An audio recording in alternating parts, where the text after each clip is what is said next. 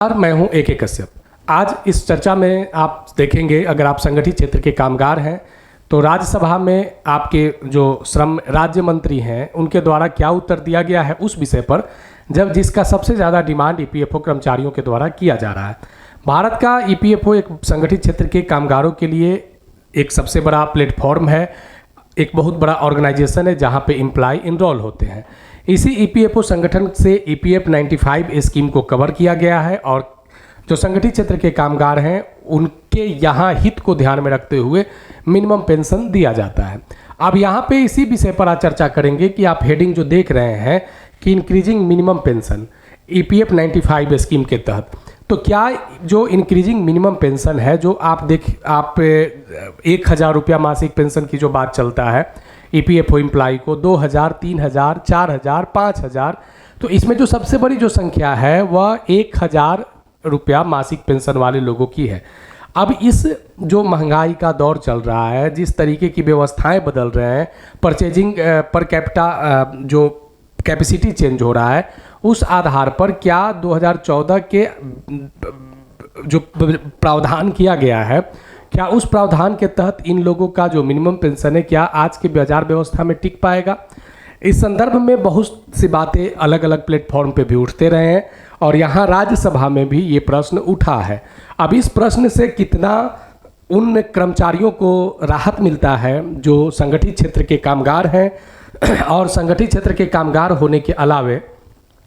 इनका जो एक महत्वपूर्ण मांग है, क्योंकि इनकी संख्या एक बहुत बड़ी है। बात करें कि अगर यहाँ पे चर्चा करें कि भारत में अगर जो संगठित क्षेत्र के कामगारों को जब आप देखेंगे ऑन रिकॉर्ड, तो सबसे ज़्यादा एनरोल आपको EPFO में ही मिलेगा। अब इतने बड़े संगठन को इस तरीके से यहाँ पे मिनिमम पेंशन को लेकर जो मांगे किए जा रहे हैं, उस पर जो राज्य मंत्री हैं उनका क्या उत्तर आया है, इसमें हम लोग देखेंगे। देखिए, सबसे पहला यहाँ पे जब राज्यसभा में प्रश्न किया गया है तो इस बात को यहाँ पे क्लियरिटी के साथ उत्तर में आया है, स्पष्टता है यहाँ पे कि देखिए स्पष्टता क्या है और कब इस पर विचार होगा, इस तरीके के बातों को लेकर। तो देखिए यहाँ पे इस बात पे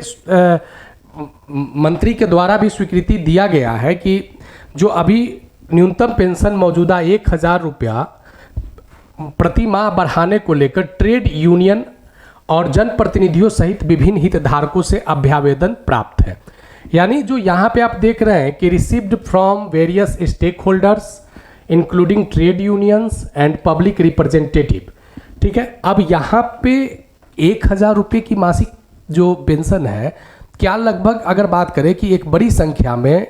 जो एम्प्लॉय हैं उन लोगों को क्या बढ़ेगा, तो देखिए इसका उत्तर क्या आ रहा है, इस चीज़ को समझेंगे। देखिए, राज्यसभा में जब ये प्रश्न किया गया था तो इसको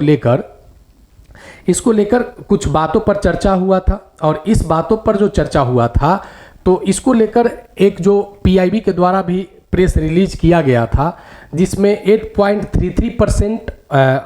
वेज और 1.16% का चर्चा किया गया था। तो अब यहाँ पे हमें ये समझना होगा कि जो 8.33% नियोक्ता के द्वारा जो यहाँ पे एम्प्लॉयर के द्वारा जो दिया जाता है और 1.16% जो बजटीय प्रावधान के तहत है, क्या इससे आपको लग रहा है कि प्रतिमाह पेंशन की राशि जब तक यहाँ पे कुछ सुधार नहीं होगा तो क्या बढ़ सकते हैं? तो देखिए यहाँ पे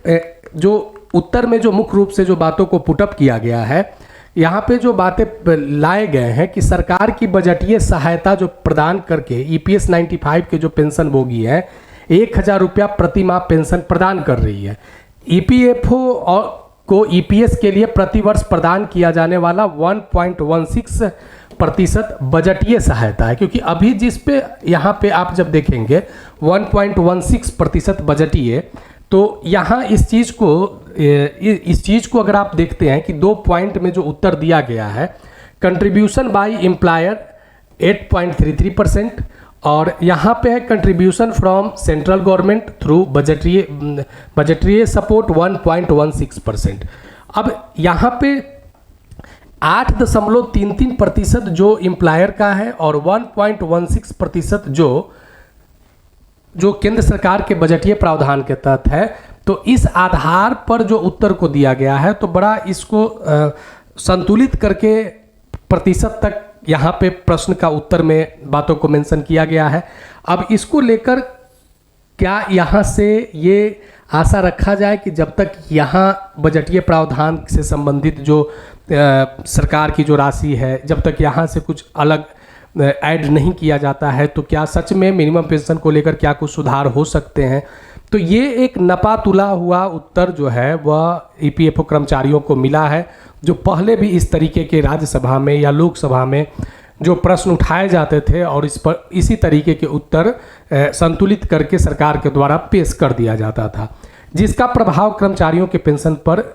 इसका कोई तो बेनिफिट मिलता नहीं है, क्योंकि ये सारे बातें काफ़ी लंबे समय से चल रहे हैं। 8.33%, 1.16%। अब यहाँ जो ईपीएफओ एम्प्लॉई हैं उनको राज्यसभा से जिस तरीके के इस उत्तर के आधार पर जहाँ से आया है, तो इससे ये चीज़ लग रहा है कि अब भी जो डिमांड तो किया जा रहा है, रिप्रेजेंटेटिव जो स्टेक होल्डर्स हैं या जो यूनियन ट्रेड यूनियंस हैं या जो पब्लिक रिप्रेजेंटेटिव है, डिमांड तो किया जा रहा है, लेकिन यहाँ जो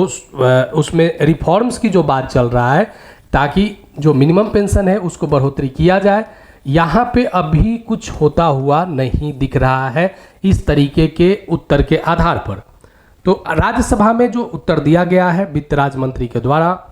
श्रम राज्य मंत्री के द्वारा, तो इस उत्तर से